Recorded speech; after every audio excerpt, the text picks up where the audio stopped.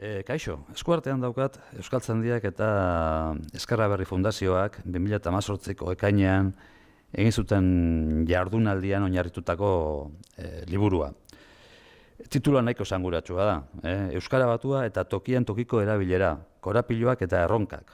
Bueno, honekin ze ulertu behar dugu, azkenean pixkat Euskara batua nola uztartu daitekeen Euskara informalekin edo kalean erabiltzen den euskararekin. Nola, azken finean da, nola egin erakargarri euskaraz hitz egitea. Liburu honetan hainbat adituk parte hartu dute eta beraien artikulua idatzi. Adibidez, Mikel Zalbidek parte hartu du. Mikel Zalbide euskaltzain osoa eta soziolinguista ezagunak. Eta enoa esaten bere artikuluan esandako guztia oso luze joko luke. Baina, azpimarratzeko ideia berak esaten duena da, euskara indartu behar dela, pixkat euskara erakargarriago egiteko, eta ahalegin handia egin dela euskara formala, edo euskara batua implementatzeko bai eskolan, bai administrazioan, baina gero agian ez dela tamaina bereko ahalegina egin, euskararen erabilera sustatzen, euskararen kale erabilera, euskararen erabilera lagun arteko erabilera, eta abar, ez?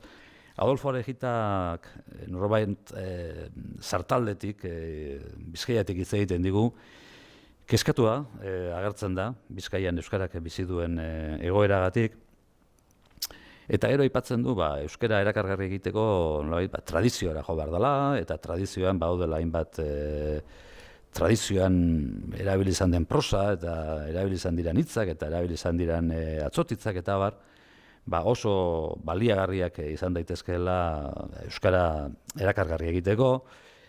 Joxara Gartziak ere bere aportazioa egiten du. Honek ere, nik esango nuke Mikel Zalbideren bide bereti doala. Eta aipatzen du, nolaiteko estrategia batzu behar direla, euskara batua simpatikoa egiteko, edo nolait esain abstraktoa, batzu gertatzen zaien bezala.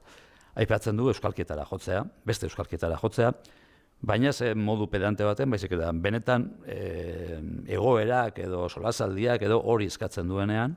Gero, euskararen erregistroen kontua eta euskara modu diferentetan erabiltzeko egiten diren ahaleginak eskola munduan kontatzen digu Ima Muñoak.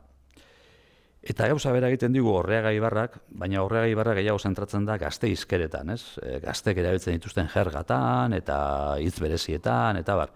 Xabier Euskitzek ere idazten du, eta Xabier Euskitzek nolabait euskalkian jartzen du arreta, Ze badirudi, euskara batua erabiltzen dela baldar, eta erabiltzen dela ez dakit oso modu artifizialean, eta ez dela erakargarria, baina berak esango du euskalkietan ere, nolabait erabileran, azkenengo urteetan nolabaiteko pobrezia bat somatzen duela, Euskalkiaren erabiltzaileak ere ez duela menperatzen euskalkia, oin dela urte batzuk euskaldunak menperatzen zuten bezala.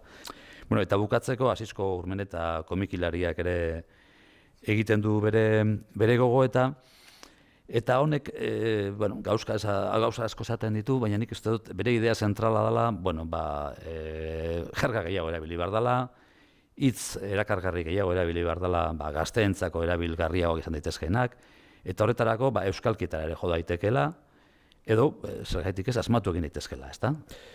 Hori dira artikulu guztia, nik uste dut merezi duela, liburu fina, errez irakurtzeko modukoa.